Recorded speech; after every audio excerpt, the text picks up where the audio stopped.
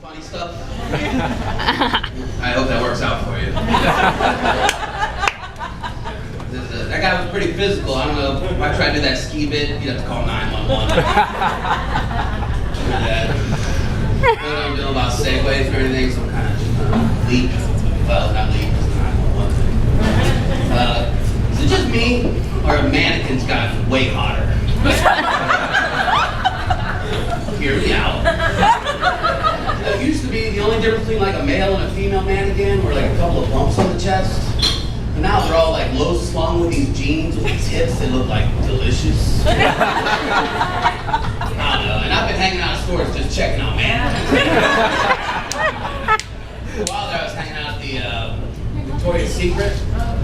Oh God. Top-notch mannequin. And I don't know, it's just me.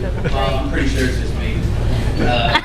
They think they're better than everybody else. I think just because they got some vague nipple outlines, they think they're better than me. I've got nipples.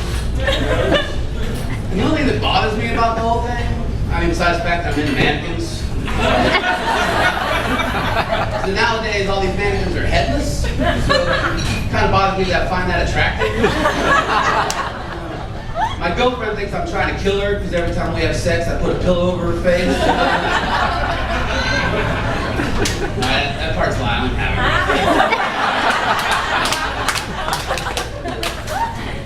it. It's too much pressure for me. The whole dating scene just stresses me out. Like a while back, I bought one of those, Peter pumps.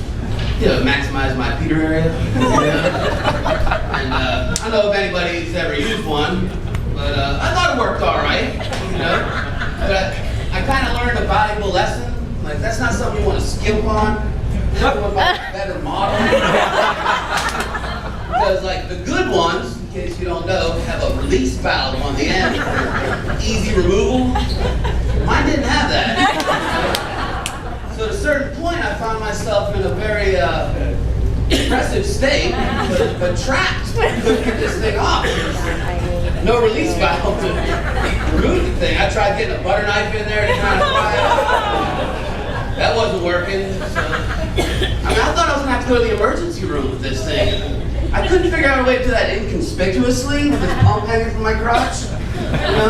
I tried putting sweatpants on over it, and then it just looked like I was trying to smuggle like a dick bomb.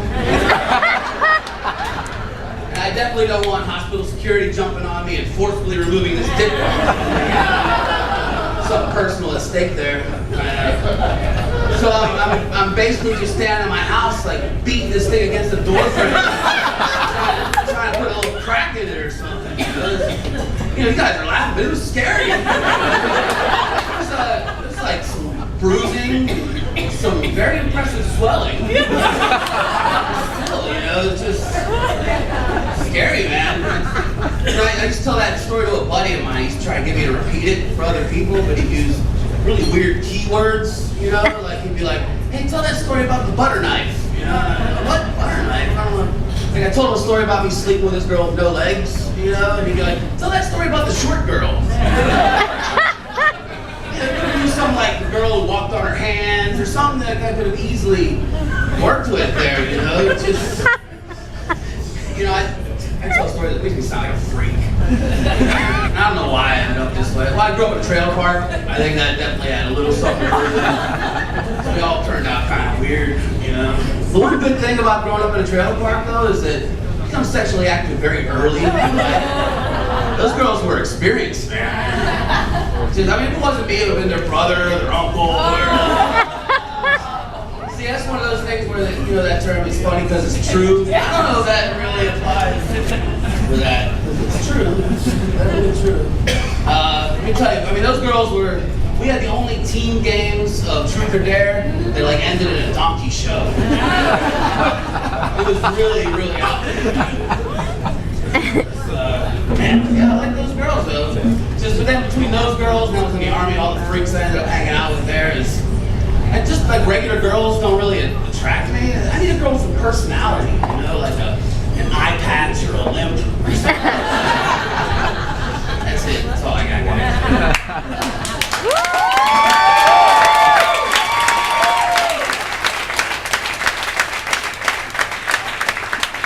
Okay, next up.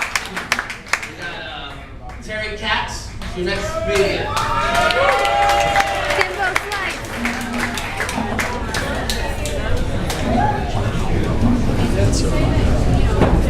Timbo Slice.